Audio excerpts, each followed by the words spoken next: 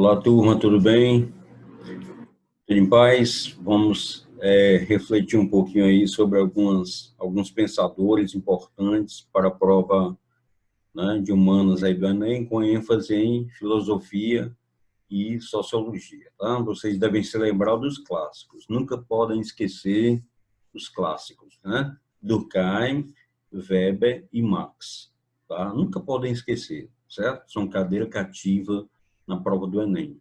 Qual o objeto de estudo do Durkheim? Fato social. Qual o método? A explicação. Tá? Qual o objeto do Weber? A ação social. Qual o método? A compreensão, a chamada sociologia da compreensão. Qual o objeto do Marx? Classes sociais. Classes sociais antagônicas, divergentes. Tá? Qual o método? A dialética, transformação constante. Você pega, por exemplo, Durkheim, só lembrando, e eu sei que vocês já viram isso uma série de vezes, Durkheim, fato social, quer dizer, quando a gente nasce, tudo que existe em termos de instituições são fatos sociais. Família, escola, igreja, tá? Polícia, hospitais, o Estado, o direito, as leis, as normas se impõem, né? São exteriores a nós, tá? E alcançam a todos. Tá? Durkheim também fala em anomia, ausência de regramento, tá? E ele considera a moral como principal fato social. Certo? Fala também em coesão social e coesão coletiva. Tá?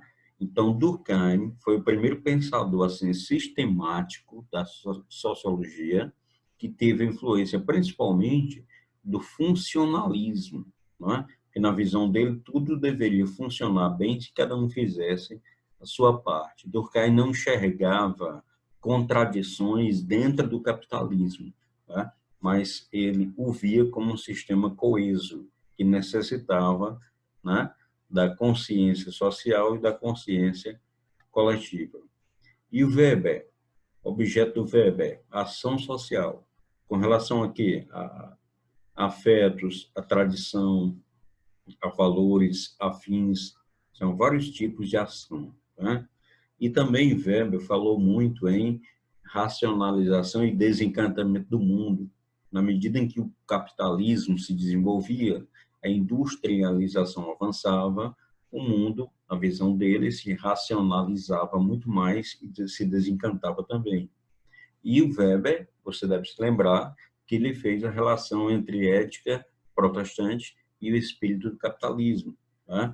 Um estudo da expansão do capitalismo a partir de uma lógica racionalizada da vida moral dos indivíduos, tá? E ele percebeu isso na Europa e nos Estados Unidos, tá? E o Marx, qual era o principal objeto do Marx?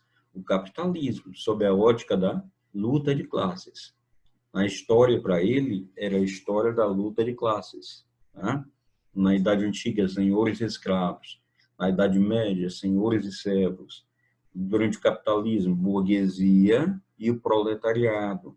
E aí o proletariado, a classe operária, deveria pegar em armas para fazer uma revolução, para derrubar o capitalismo e implantar o socialismo, para chegar ao comunismo.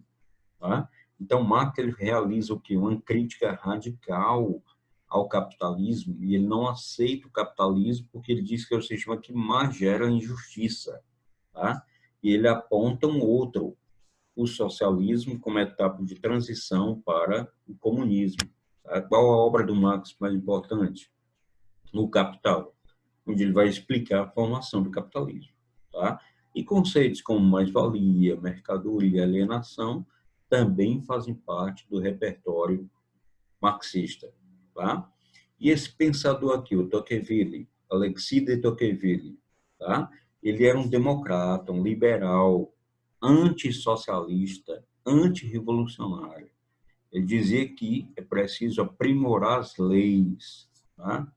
E não fazer revolução, porque ele era contra a qualquer tipo de violência, tá? Defendia a democracia, a participação, as leis, o parlamento, tá? E dizia que a democracia deve envolver vigilância permanente, tá? Temos também o Michel Foucault, para você lembrar, a microfísica do poder. Foucault dizia que o poder não é apenas o poder do Estado, lembra? Tá? O macropoder, mas o poder estava disseminado nas relações sociais, nas práticas discursivas, nas relações entre as instituições, entre as pessoas, a chamada microfísica do poder, tá? Como bullying, por exemplo, a forma de poder, de exercer poder, de humilhar, de constranger, né, de ofender, é um crime, na verdade. Tá? Então, Foucault, ele chama a atenção para essa outra dimensão do poder, essa relação saber-poder. Michel Foucault, grande pensador do século XX. Tá? Temos um outro pensador chamado Elias, Norbert Elias, um sociólogo judeu, alemão, que teve que deixar seu país por conta da guerra, já que ele era judeu. Tá? Escreveu uma grande obra chamada Processo Civilizador, tá? Onde ele vai trabalhar a questão da cultura, tá? A questão dos hábitos, dos costumes, né? Tradições, tá? Regras, tá? E tudo isso vai formando lentamente, gradualmente, a identidade das pessoas, né? E dando toda uma identidade à civilização ocidental, certo? Então, na obra O Processo Civilizador, ele trabalha com a história dos costumes, que, segundo ele, é fundamental, elemento fundamental no processo e na projeção de uma civilização, certo? Temos o Walter Benjamin, também um pensador alemão, judeu do século XX, marxista, mas que trabalhou mais a questão da cultura. Tá? Ele criou o termo, ele criou o conceito de aura nas obras de arte. Ele dizia que a obra de arte, né, quando ela é produzida, seja uma pintura, uma tela, uma escultura, tá? Na literatura, nas artes plásticas, quando ela é produzida, ela tem um mistério original, uma aura, né? Uma originalidade que só o autor conhece. Mas quando a obra de arte começa a ser reproduzida para o mercado, quando ela se torna mercadoria, perde a sua aura. E aí ele vai trabalhar também a questão da indústria cultural, né? Quando a cultura se torna mercadoria, porque dentro do capitalismo nós sabemos que quase tudo se torna mercadoria, tá? Então, o Benjamin é importante nesse sentido, certo? Faça um comentário sobre as ideias de cada pensador citado, tá?